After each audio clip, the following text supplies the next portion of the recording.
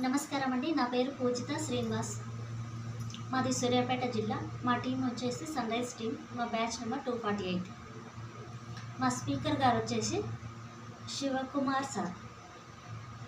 Topic వచ్చేసి ఆరోగ్యానికి 6 సూత్రాలు.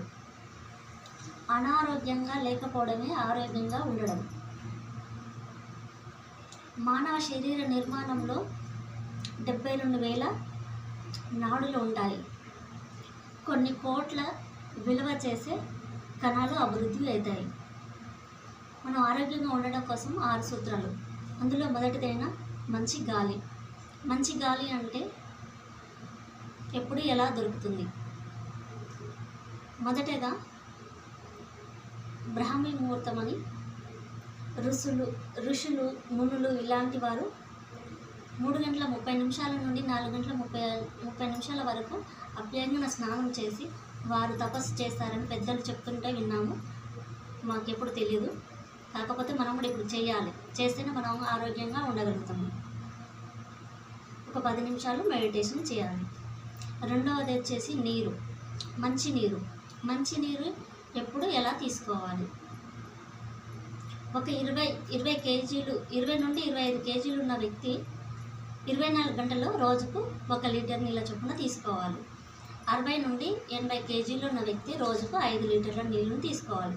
అది బ్రేక్ఫాస్ట్ ముందుకు, భోజనానికి ముందుకు, స్నాక్స్ ముందుకు ఇలా మనం తీసుకోవడం వల్ల ఈ ఆహార నియమాలు పాటిస్తే మనం ఆరోగ్యంగా ఉంటాము. మూడవది వచ్చేసి సూర్యకాంతి. 6 గంటల నుంచి 7 గంటల వరకు ఉదయిస్తున్నప్పుడు ఆ టైంలో మనము 10-15 నిమిషాలు ఉండడం ద్వారా మనకు డి విటమిన్ దొరుకుతుంది.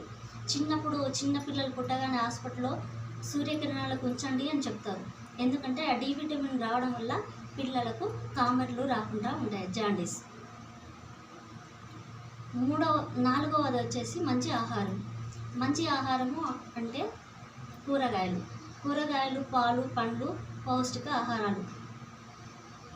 కూరగాయలు ఎలాంటి కూరగాయలు తీసుకోవాలి? తీగ నుండి కాసే కూరగాయలు. ఫర్ ఎగ్జాంపుల్ బీరకాయ, సొరకాయ, కాకరకాయ ఇలాంటి కూరగాయలను తినడం వల్ల దాంట్లో నీటి శాతం ఎక్కువగా ఉంటుంది. మన శరీరానికి సరిపడా దొరుకుతుంది. ఆరోగ్యానికి దుంపలు తక్కువగా తినాలి. నెక్స్ట్ వచ్చేసి వ్యాయామం ఇంపార్టెంట్. వ్యాయామం అంటే ఎలా చేయాలి, ఎప్పుడు చేయాలి, ఎందుకు చేయాలి?